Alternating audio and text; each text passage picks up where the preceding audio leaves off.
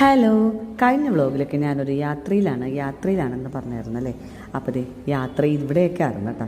വേറെ എങ്ങുമല്ല, നമ്മുടെ കേരള പളനി എന്നറിയപ്പെടുന്ന ചോച്ചേരിക്കുന്ന ശ്രീ സുബ്രഹ്മണ്യ ക്ഷേത്രത്തിലേക്കാണ് ഞങ്ങൾ അന്ന് യാത്ര ചെയ്തത്. വേറൊരു ദിവസമല്ല, നമ്മളുടെ ഈ വിജയദശമി ദിനത്തിലായിരുന്നു കേട്ടോ ഈ യാത്ര.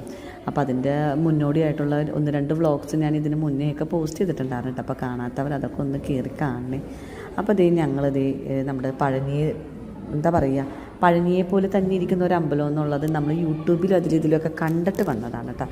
ഏകദേശം പറഞ്ഞു വരികയാണെങ്കിൽ സ്റ്റെപ്പ് കാര്യങ്ങളൊക്കെ നോക്കുമ്പോൾ ശരിക്കും നമ്മുടെ പഴനിയെപ്പോലെ തന്നെ നമുക്ക് ഏകദേശം ഒരു ദിവസമൊക്കെ ഗ്യാപ്പ് കിട്ടിയാൽ ഞങ്ങൾ മാക്സിമം പഴനിക്ക് പോകാറുണ്ട് കേട്ടോ. അപ്പോൾ നമ്മുടെ ഈ കേരളത്തിൽ ഇങ്ങനെ ഒരു സ്ഥലം ഉള്ളപ്പോൾ അവിടെ ഒന്ന് വരണ്ടേ, എന്നിട്ട് തമിഴ്നാട്ടിലേക്കൊന്ന് പോകേണ്ടതല്ലേ. അപ്പം ഞങ്ങളത് അങ്ങനെ ഈ പഴനിയിലേക്ക് ഒരു യാത്രയിൽ വന്നതാണ്. പഴനിയിലല്ല, ചോച്ചേരിക്കുന്ന് സുബ്രഹ്മണ്യ ക്ഷേത്രത്തിൽ കേട്ടോ.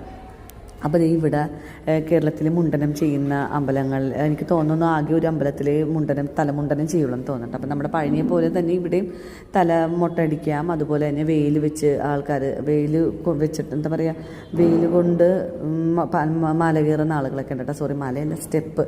മല പോലെയൊന്നുമില്ല കേട്ടോ. പിന്നെ അതുപോലെ സ്റ്റെപ്പ് കയറാൻ ബുദ്ധിമുട്ടുള്ള ആൾക്കാർക്ക് വണ്ടിക്കാണെങ്കിലും ഈ മലമുകളിൽ വരെ വരാൻ കേട്ടോ. അപ്പം നല്ലൊരു അറ്റ്മോസ്ഫിയറാണ്, നല്ലൊരു രസമാണ്. അപ്പം ഞങ്ങളിവിടെ വൈകുന്നേരത്തോടു കൂടിയാണ് കേട്ടോ ഏകദേശം എത്തിയത്. കാരണം രാവിലത്തെ ഒരു സിറ്റുവേഷനിൽ ഇവിടുത്തെ ഒരു ഇത് വെച്ച് നോക്കുമ്പോൾ നല്ല വെയിലും കാര്യങ്ങളൊക്കെ വെച്ച് നമുക്കൊരു ഇത്തിരി ടയർഡായി പോകുമെന്ന് തോന്നുന്നുണ്ട് കേട്ടോ. അപ്പോൾ വൈകുന്നേരം വന്നപ്പോൾ എന്ന് വെച്ചാൽ നല്ല ഒരു ആ വെയിലൊക്കെ കുറഞ്ഞ ഒരു എന്താ പറയുക, സന്ധ്യയോട് അടുക്കുന്ന ആ ഒരു ടൈം നല്ലൊരു ടൈമാണ് കേട്ടോ. പിന്നെ ഇവിടെ ഊട്ടുപുരയൊക്കെ ഉണ്ട്.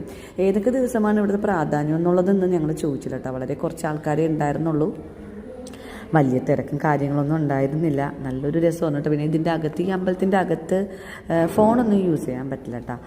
അതുപോലെ തന്നെ ഈ പുറം ഭാഗങ്ങളിലൊക്കെ ഞാൻ അത്യാവശ്യമൊക്കെ കാണിച്ചിട്ടുണ്ട്. എന്നെക്കൊണ്ടാവുന്ന രീതിയിൽ ഞാൻ അത്യാവശ്യം കവർ ചെയ്തിട്ടുണ്ട് കേട്ടോ. അപ്പോൾ ഞങ്ങൾ നന്നായിട്ട് തൊഴാൻ പറ്റും. നമുക്ക് അതിൻ്റെ അകത്ത് കയറിയിട്ട് നമ്മൾ നന്നായിട്ട് തൊഴുതു. ഇവിടെ വലിയൊരു ആലുണ്ട് കേട്ടോ. ഈ ആലിൻ്റെ അവിടെ വന്ന് ഞങ്ങൾ അവിടെ ഇരുന്നു, കുറേ നേരം അവിടെ ഇരുന്നു, നന്നായിട്ടൊക്കെ പ്രാർത്ഥിച്ചു. നല്ല രസമായിരുന്നു. ആ ഒരു സന്ധ്യയോട് അടുക്കുമ്പോൾ തന്നെ ഉണ്ടല്ലോ, നമ്മൾ ആ പഴനിയിലൊക്കെ നിന്നിട്ട് കാണുന്ന ആ ഒരു വ്യൂ പോലുള്ള അതേപോലെയൊക്കെ തന്നെ ഇരിക്കുന്നു കേട്ടോ. നല്ലൊരു രസമായിരുന്നു.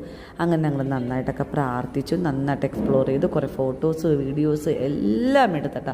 അങ്ങനെ ഞങ്ങളത് പയ്യെ മല ഇറങ്ങി വന്നേനെ. അപ്പോൾ ഇനി വീണ്ടും ഞങ്ങൾ ഇവിടെ വരും എന്നുള്ളൊരു ഉറപ്പോട് കൂടിയിട്ടാണ് കേട്ടോ തിരിച്ച് ഞങ്ങൾ ഈ സ്ഥലത്തേക്ക് പോണത്. ഈ ഒരു ഭാഗങ്ങളൊക്കെ കാണുമ്പോൾ ഉണ്ടല്ലോ, ശരിക്കും നമുക്ക് ആ ഒരു പഴനി നന്നായിട്ട് മിസ് ചെയ്യുന്നുണ്ട് കേട്ടോ. അപ്പോൾ ഏറ്റവും അടുത്ത് തന്നെ പഴനി പോകണമെന്ന് അതിയായി ആഗ്രഹിക്കുന്നുണ്ട്.